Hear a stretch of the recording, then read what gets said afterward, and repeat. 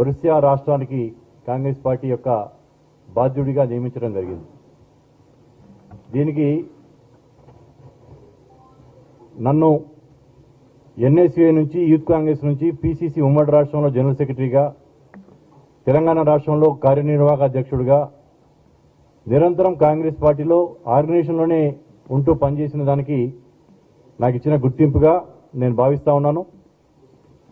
దీనికి మా అధినేత సోనియా గాంధీ గారికి, మా అధినాయకుడు భావి భారత ప్రధాని leader of opposition Lok Sabha Rahul Gandhi గారికి, ఖర్గే గారికి, జిఎస్ఓ కేసీ వేణుగోపాల్ గారికి, తెలంగాణ రాష్ట్ర ముఖ్యమంత్రి గౌరవనీయులు రేవంత్ రెడ్డి గారికి, తెలంగాణ ప్రదేశ్ కాంగ్రెస్ కమిటీ అధ్యక్షులు నా మిత్రుడు మహేష్ కుమార్ గారికి, మీనాక్షి గారికి, నా ఇంకో మిత్రుడు చిన్ననాటి స్నేహితుడు జగ్గారెడ్డి గారికి, శ్రీధర్ బాబు గారికి, నాకు సహకరించిన ఉత్తమ్ కుమార్ రెడ్డి గారికి అందరికీ ధన్యవాదాలు. కాంగ్రెస్ పార్టీలో కాంగ్రెస్ పార్టీ యొక్క సిద్ధాంతాలని గౌరవిస్తూ, సిద్ధాంతాలని పాటిస్తూ నిరంతరం కాంగ్రెస్ పార్టీలో కృషి చేసిన నాయకులకి సముచిత గౌరవం కాంగ్రెస్ పార్టీ నుంచి లభిస్తుందనడానికి నా యొక్క నియామకం నిదర్శనం. నేను కార్యనిర్వాహక అధ్యక్షుడిగా తెలంగాణ రాష్ట్ర ప్రదేశ్ కాంగ్రెస్ కమిటీలో ఒక టర్మ్ దాదాపు 3 సంవత్సరాల పైన పనిచేయడం జరిగింది. తర్వాత పరిశీలకుడుగా మహారాష్ట్ర, కర్ణాటక, గుజరాత్, ఒరిస్సా, రాజస్థాన్, ఢిల్లీ ఇలా ఎన్నో రాష్ట్రాల్లో యూత్ కాంగ్రెస్ నుంచి కూడా చాలా రాష్ట్రాల్లో పనిచేసిన అనుభవం, ఆర్గనైజేషన్లో ఉన్న అనుభవం ఉంది. ముఖ్యంగా ఒరిస్సా రాష్ట్రాన్ని నాకు ఇవ్వడానికి కారణం, ఒరిస్సా రాష్ట్రంలో కాంగ్రెస్ పార్టీ నెక్స్ట్ అధికారం రావడానికి అవకాశాలు ఉన్నాయి. అక్కడ ఒక వ్యాక్యూమ్ ఉంది. బీజేడీ కనుమరుగవుతా ఉంది. బీజేపీకి కాంగ్రెస్కి డైరెక్ట్ ఫైట్లో కాంగ్రెస్ పార్టీకి సమర్థవంతమైన నాయకత్వాన్ని కనుక అందించగలిగి కాంగ్రెస్ నాయకులందరినీ ఏకతాటి మీద తీసుకొస్తే రాబోయే 3.5 సంవత్సరాలు జరగబోయే ఒడిశా రాష్ట్రంలో కాంగ్రెస్ పార్టీ జెండా ఎగరేయటం ఖాయం. మీ అందరికీ తెలుసు, కాంగ్రెస్ పార్టీలో భారతదేశం మొత్తం మీద తెలంగాణ రాష్ట్రంలోనే కాంగ్రెస్ పార్టీ యొక్క సభ్యత్వం చాలా ఎక్కువ జరిగింది.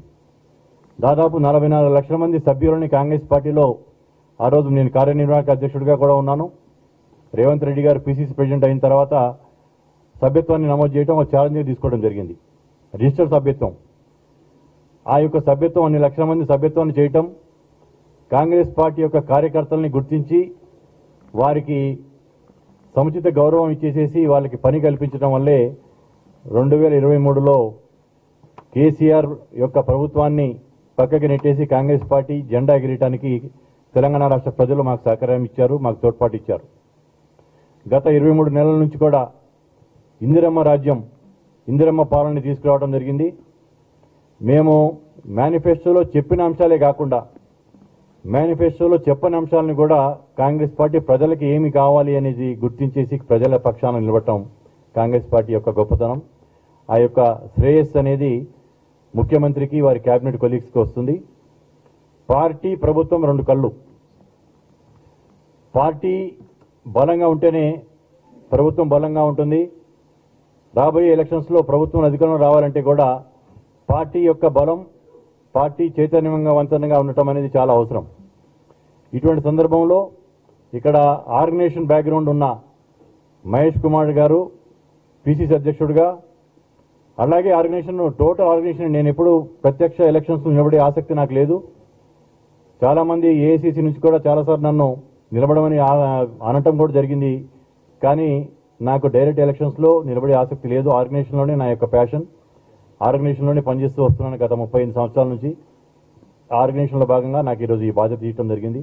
దానికి అందరికీ కృతజ్ఞతలు తెలుపుతూ, నేను ఒరిస్సా రాష్ట్రంలో ఇన్ఛార్జిగా ఉన్నా కానీ నా పేరెంట్ రాష్ట్రం తెలంగాణ కాబట్టి తెలంగాణ రాష్ట్రంలో పార్టీ కోసం నా యొక్క మిగతా టైం, ఒరిస్సాలో ఇచ్చిన టైం కాకుండా మిగతా టైంని నేను తెలంగాణ రాష్ట్రంలో కాంగ్రెస్ కమిటీకి ఇస్తాను. ముఖ్యంగా జూబ్లీహిల్స్ బై ఎలక్షన్ జరుగుతుంది. మీకు రిజల్ట్ అనేది ఎగ్జిట్ పోల్స్లో ఉంది. కాంగ్రెస్ పార్టీ గెలుపు అనేది అక్కడ ఖాయం. దాని తర్వాత ఆ ఒక్క గెలుపుతోనే ఆగకుండా మా యొక్క నెక్స్ట్ గోల్ జిహెచ్ఎంసీలో కాంగ్రెస్ పార్టీ జెండా ఎగరేయాలి. జిహెచ్ఎంసీలో కాలక్రమేణా కొన్ని కారణాల వల్ల కాంగ్రెస్ పార్టీ బలహీనపడింది. మళ్ళీ పూర్వ వైభవాన్ని స్వర్గీయ పీజీఆర్ గారు ఉన్నప్పుడు ఎంతైతే బలంగా కాంగ్రెస్ పార్టీ ఉందో అంతకు మించి బలాన్ని చేకూర్చాలంటే ఇక్కడ ఆర్గనైజేషన్ స్ట్రెంగ్తన్ చేయాల్సిన అవసరం ఉంది. ఇక్కడ ఇది కాస్మోపాలిటన్ నగరం. ఈ నగరంలో అన్ని వర్గాలని, అన్ని మతాలని, అన్ని కులాలని ఎంబడ తీసుకొని ముందుకెళ్తేనప్పుడే జిహెచ్ఎంసీలో కాంగ్రెస్ జెండా ఎగిరేస్తుంది. మీ అందరికీ అందరు సీనియర్ జర్నలిస్టులు ఉన్నారు ఇక్కడ. 2010లో మొట్టమొదటి greater municipal corporation of Hyderabad election జరిగినప్పుడు అప్పుడు టీఆర్ఎస్, ఇప్పుడు బీఆర్ఎస్ పార్టీ కనీసం అభ్యర్థులు లేక అభ్యర్థులని పోటీ కూడా పెట్టలేని దయనీయ స్థితిలో ఉంది. వాళ్ళు పోటీ కూడా పెట్టలేదు. ఆ రోజు కాంగ్రెస్ పార్టీ ఎంఐఎంతో కలిసి అలయన్స్లో మేయర్ పీఠాన్ని కైవసం చేసుకోవడం జరిగింది. అటువంటి పార్టీ అధికారంలో రాగానే 2016లో దాదాపు 99 కార్పొరేట్ సీట్లు గెలవటం, అధికారంలోకి రావడం జరిగింది. ఇప్పుడు కాంగ్రెస్ పార్టీ అధికారంలో ఉంది. స్థానిక సంస్థలు సహజంగానే అధికారంలో ఉన్న వాళ్ళకి అనుకూలంగా ఉంటాయి. దాంతోపాటు హైదరాబాద్ నగరానికి కాంగ్రెస్ పార్టీ చేసిన సేవలు, ఓఆర్ఆర్ కావచ్చు, ఇప్పుడు ఆర్ఆర్ రాబోతుంది, ఫ్యూచర్ సిటీ రాబోతుంది, ఇవన్నీ కూడా మాకు రాబోయే జిహెచ్ఎంసీ ఎలక్షన్స్లో కాంగ్రెస్ పార్టీకి అనుకూలంగా ఉంటాయి. నా పాత్ర కీలకంగా నేను ఒడిశాతో పాటు తెలంగాణ రాష్ట్రంతో పాటు ప్రముఖంగా నేను జిహెచ్ఎంసీ మీద కాన్సన్ట్రేట్ చేయబోతున్నాను.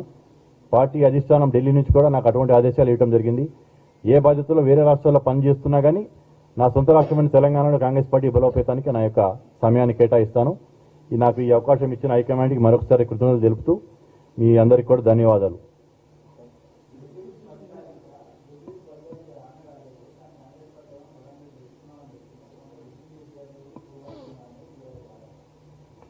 అంటే రిగ్గింగ్ అనేది ఒక 20 ఏళ్ల క్రితం, 30 ఏళ్ల క్రితం రిగ్గింగ్ అనే మాట వినేవాళ్ళం. రిగ్గింగ్ అంటే వెళ్ళి పోలింగ్ బూతుల్ని క్యాప్చర్ చేయటం, అందరినీ ఏజెంట్లను బయటికి పంపించేయటం, అప్పుడు బ్యాలెట్ పేపర్లు ఉండటం వల్ల బ్యాలెట్ల మీద గుద్దుకోవడం చేసింది. ఆ టైంలో రిగ్గింగ్ చేశారు. కానీ ఇప్పుడు ఈవీఎంలు వచ్చిన తర్వాత రిగ్గింగ్ అనేది అసలుకి ఆ పదానికి అర్థమే లేదు. అంటే వాళ్ళు ఎట్లా ఓడిపోతున్నాం కాబట్టి ఏదో కారణం వేయాలి కదా. ఓడిపోతున్నానికి కారణం అంటే మా యొక్క అసమర్థత వల్ల, ప్రజలు మాకు అనుకూలంగా లేకపోవటం వల్ల ఓడిపోతున్నాం అనేది కాకుండా ఏదో కాంగ్రెస్ పార్టీ రిగ్గింగ్